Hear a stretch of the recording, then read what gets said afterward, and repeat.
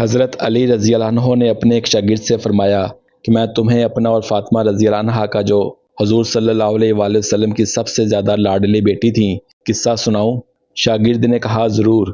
فرمایا کہ وہ اپنے ہاتھ سے چکی پیستی تھیں جس کی وجہ سے ہاتھ میں نشان پڑ گئے تھے، اور خود پانی کی مشک بھر کر لاتی تھیں جس کی وجہ سے سینہ پر مشک کی رسی کے نشان پڑ گئے تھے، اور گھر کی جھاڑو وغیرہ بھی خود ہی دیتی تھیں جس کی وجہ سے تمام کپڑے میلے کچیلے رہتے تھے۔ ایک مرتبہ حضور اقدس صلی اللہ علیہ وآلہ وسلم کے پاس کچھ غلام باندیاں آئیں۔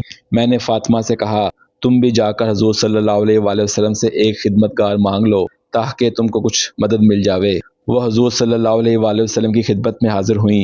وہاں مجمع تھا اور شرم مزاج میں بہت زیادہ تھی، اس لیے شرم کی وجہ سے سب کے سامنے باپ سے بھی مانگتے ہوئے شرم آئی، واپس آ گئیں۔ دوسرے دن حضور اقدس صلی اللہ علیہ وآلہ وسلم خود تشریف لائے۔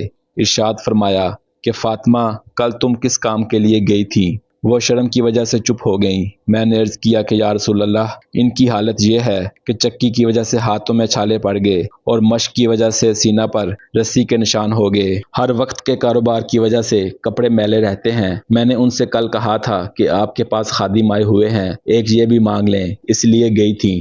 بعض روایات میں آیا ہے کہ حضرت فاطمہ رضی اللہ عنہا نے عرض کیا کہ یا رسول اللہ، میرے اور علی کے پاس ایک ہی بسترا ہے اور وہ بھی مینڈے کی ایک کھال ہے، رات کو اس کو بچھا کر سو جاتے ہیں، صبح کو اسی پر گھاس دانہ ڈال کر اونٹ کو کھلاتے ہیں۔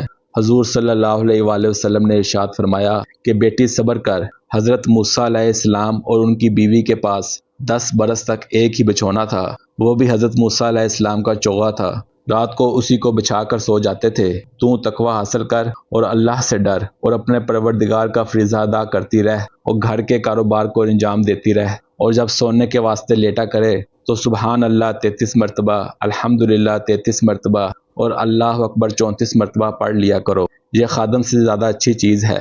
حضرت فاطمہ رضی اللہ عنہا نے عرض کیا کہ میں اللہ اور اس کے رسول سے راضی ہوں، یعنی جو اللہ اور اس کے رسول کی رضا میرے لیے ہو مجھے بخوشی منظور ہے۔ یہ تھی زندگی دو جہاں کے بادشاہ کی بیٹی کی۔ آج ہم لوگوں میں سے کسی کے پاس 2 پیسہ ہو جائیں تو اس کے گھر والے گھر کا کام کاج درکنار اپنا کام بھی نہ کر سکیں۔ اس واقعہ میں جو اوپر ذکر کیا گیا صرف سونے کے وقت کا ذکر ہے۔